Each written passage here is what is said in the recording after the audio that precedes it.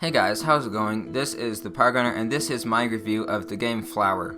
Also, this is my rating system here from the worst rating to the best rating. It is rubbish, bad, okay, good, great, and fantastic for the best rating. And I will give the game the rating at the end of the review. Also, this is my opinion on the game, so keep that in mind. So Flower first came out on the PlayStation 3 in 2009, and it is also on the PlayStation Vita, not sure when it was out on that, and it came out on the PlayStation 4 in 2013. I have played it on the PlayStation 4, so that's the version that I am going to be reviewing. So Flower is a very different game with a very original idea. So in Flower, you are the wind.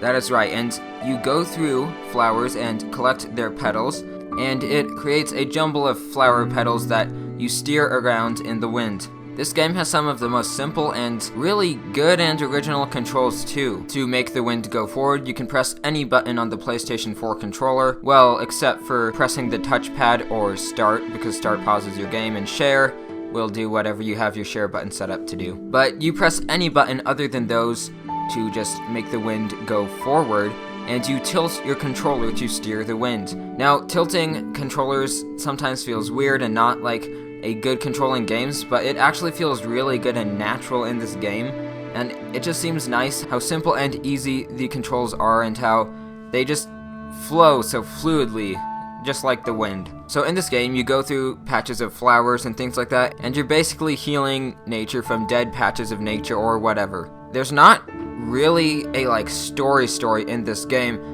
but there's kind of a story of us building cities and all of this technology things and taking over nature with it.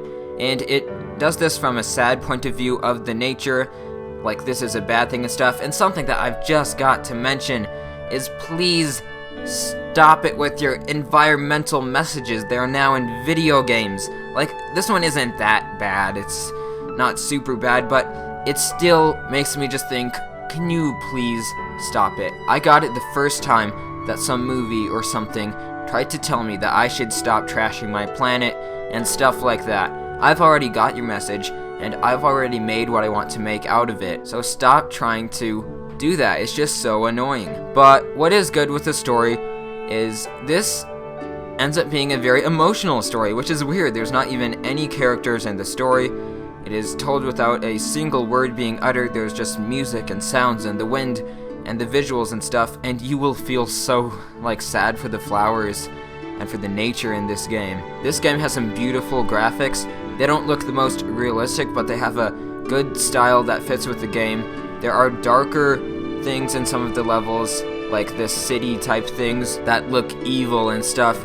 And then there's some flower things that just look beautiful and green. My favorite level is the first level because it just seems so peaceful and so beautiful. And there's no city things in it, and it hasn't really gotten to that environmental crap yet. And it's just so beautiful, seeing all of the green hills and flowers and rocks and stuff. One thing that looks awesome is the way that the grass waves in the wind and as you dive through the grass, and how it just kind of rolls as wind blows over it. Also, the music in this game is very fitting with the game, and it will make you feel sad for the flowers in parts and make you feel excited in parts when things that are cool and beautiful are happening.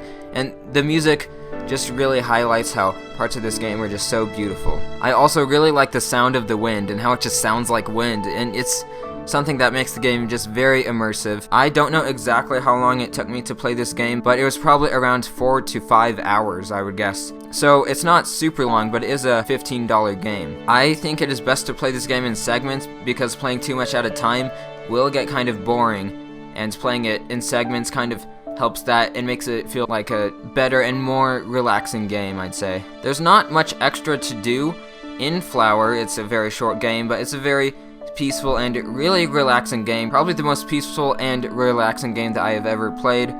There are some fun trophies that are interesting trophies. Like, one trophy is to not play the game for 1 week and then come back and play it. And there are some fun trophies like that to get. And I can't remember, but if I'm remembering correctly, there's no platinum trophy in this game. So anyways, this game is very original, very peaceful, kind of short.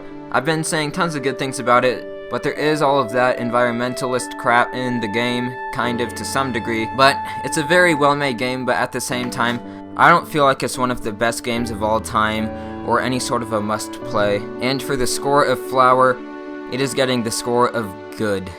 Because this is a good game, and as I said, I just don't feel like it's way up there with some other games though. So yeah, this is a game that I would recommend to people who want a just peaceful, simple little game to play every once in a while.